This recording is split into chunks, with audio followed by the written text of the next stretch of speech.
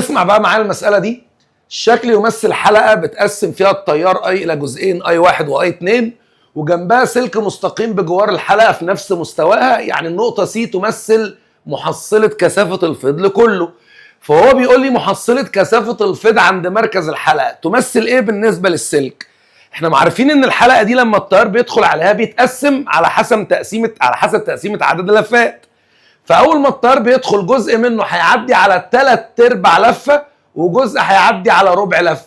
يعني عدد اللفات فوق 3/4 اللفه بتاعتك، وتحت هنا هيبقى عدد اللفات بتاعتك ربع لفه.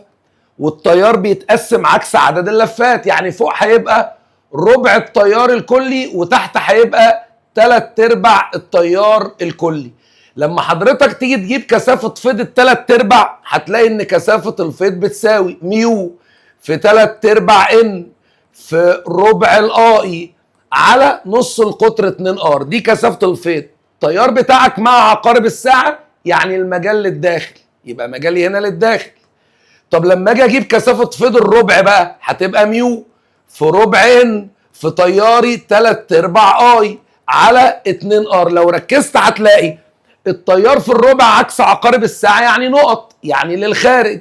ركز كده، مجال ال3/4 قد مجال الربع، قد بعض عكس بعض لغوا بعض، يعني كأن الحلقة مش موجودة.